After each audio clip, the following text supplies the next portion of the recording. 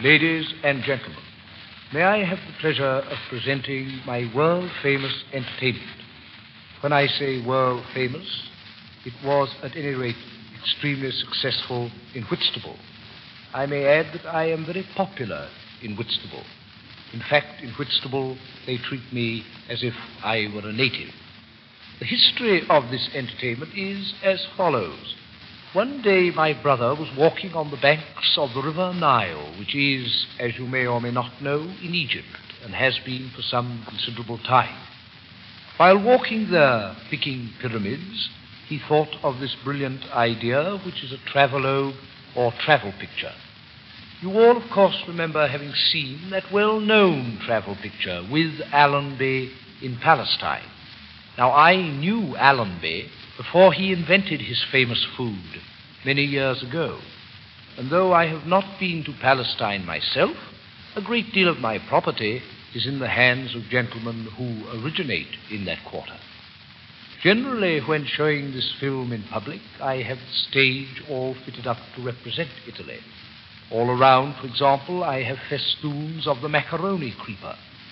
On my right, I have a little mountain all covered with hokey-pokey. That is supposed to represent the Alps. You know where the Alps are, there in Italy, on the left as you go in.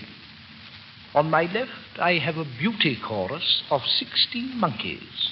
That is, of course, not including myself. And by my side, I have a supply of monkey nuts.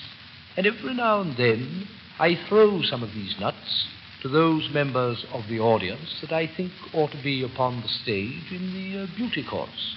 However, tonight I have decided to dispense with that part of the entertainment, as being unable to see you, I am unable to gauge whether my supply of nuts is sufficient or otherwise. And having just heard of the sudden indisposition of my magic lantern, I shall be unable to give you the film. But with the aid of a blackboard, a piece of chalk, my inimitable and far-famed lightning sketches, which received such wonderful notices in last week's Crochet World, I shall have great pleasure in giving you my famous travelogue with spaghetti to Italy. Starting in London, our first view is that of King's Cross from the sea, followed with amazing rapidity by a view of the sea from King's Cross. Here we have the steamer leaving St. Pancras. Next, the beautiful companion picture, St. Pancras leaving the steamer. Now we have the steamer and St. Pancras leaving each other, followed by another, but obviously much younger steamer, leaving the steamer that was leaving St. Pancras. Small object on the left is a well-known native of Norwood who nearly missed the steamer that was leaving the steamer that was leaving St. Pancras. Notice, please, a biscuit that I bought on the steamer and a piece of cheese that went with it. I don't know whether these interest you, but I personally have no desire to bring either of them up again. Sailing along, we soon pass Euston Lighthouse, and the same evening, with Paddington bearing 4 degrees, 8 caraway seeds on our starboard bow, we sail into the city of London. And, of course, the best-known object of interest in London is Watney's Brewery. Let us go into Watney's Brewery and rest there a while. On being carried out, we get several views of Watney's Brewery.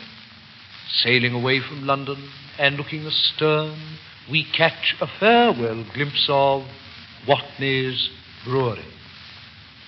Now we find ourselves out in mid-ocean. Next, further out in mid-ocean. And in the following one, a little to the left of mid-ocean. Notice, please, those maritime objects. A kipper in full flight.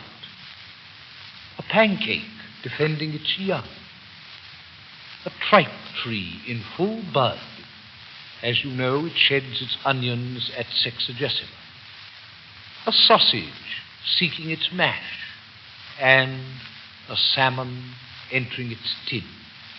At last, Italy appears.